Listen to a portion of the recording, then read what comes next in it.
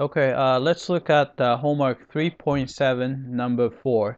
Right, so I'll focus on taking a derivatives and simplifying the derivatives.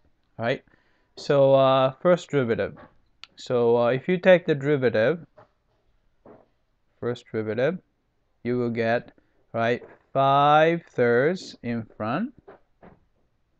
You have x, subtract 1 from the power, so you're going to get 2/3, right? Minus, put 2/3 in front, so that's going to be 10/3, because 2 times 5 is 10. So you have 3 on the bottom, right? Then you have x to the negative 1/3 power, sorry, right?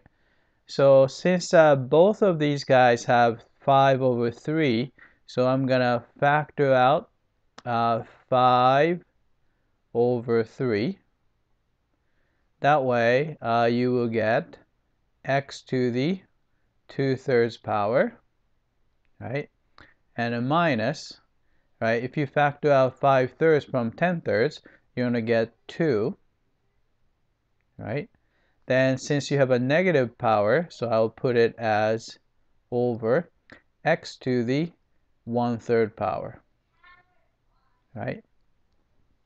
Then taking a common denominator, we can say, let's see, 5/3 is just a constant outside, right? Then take the common denominator, so we'll get x to the 1/3 power. If you want, you can put the cube root, so maybe I'll put the cube root there, right?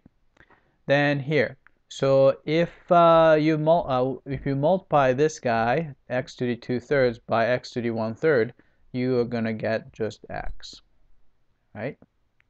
Then you have a negative sign here, so it's minus, right? Here you already had the same denominator, minus 2, right?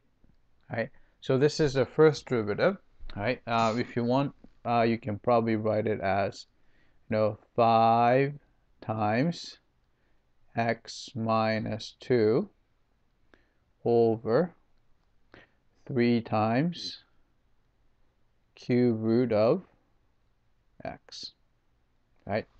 So that's the first derivative, right? Let's take another derivative. So y double prime is equal to, right? Put 2/3 and 5/3 together, so it's going to be 10 over 3 times 3, 10 over 9. Then you have x to the, subtract 1 from the power, negative 1/3 power, right? Then you have put, let's see, negative 1/3 out, so it's going to be plus 10 over 3 times 3 again, so it's 9. Then you have x to the, subtract 1, so negative 4/3 power, right? Then what you can do is you can first pull out, of course, 10 over 9 is in common. Pull that out, right? Then you will have this, right? So you're going to have, so both have a negative power. So it's going to be 1 over x to the 1/3 power plus 1 over x to the 4/3 power, right? It's hard to see. This was, right? I'll rewrite that. This is 1/3 power, 1/3, right? So we have that.